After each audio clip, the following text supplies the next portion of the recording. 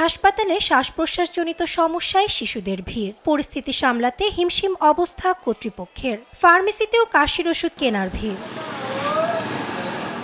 এ পরিস্থিতি পাকিস্তানের দ্বিতীয় বৃহত্তম শহর লাহোরের। বায়ুমান সূচক AQI রিপোর্টে 447 মান নিয়ে এদিনও বিপজ্জনক বায়ু পরিস্থিতি এ শহরের। এরই মধ্যে সরকার থেকে বাইরে বের হওয়াতে জারি করা হয়েছে নিষেধাজ্ঞাও।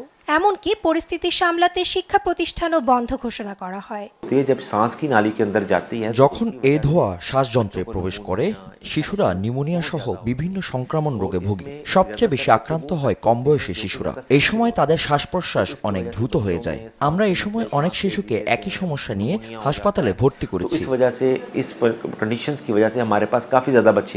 এরই মধ্যে পাকিস্তানে নিযুক্ত ইউনিসেফের প্রতিনিধির দাবি, 5 বছরের নিচের 1,10,00,000 শিশু মারাত্মক স্বাস্থ্য ঝুঁকিতে। শিক্ষা প্রতিষ্ঠান বন্ধ কোনো সমাধান হতে পারে না বলেও জানান তিনি। যে শিশুরা এখনো মাতৃগর্ভে কিংবা গর্ভবতী নারী, তারা সবচেয়ে বেশি ঝুঁকিতে।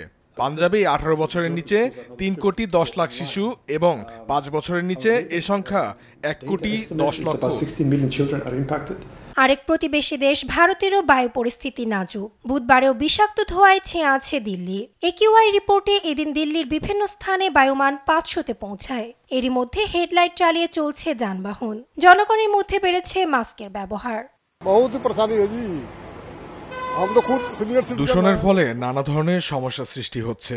আমরা দেশের বয়স্ক নাগরিক, কিন্তু আমাদের নাতিরাও স্কুলে যেতে গিয়ে নানা সমস্যায় ভুগছে। আমিও ঠিক মতো শ্বাস নিতে পারছি না, চোখ নাক ও গলা জ্বালা করছে।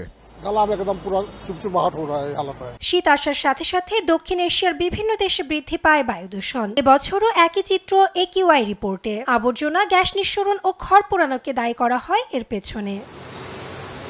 নাসরিন আক্তার, নিউজ ডেস্ক, দেশ টিভি।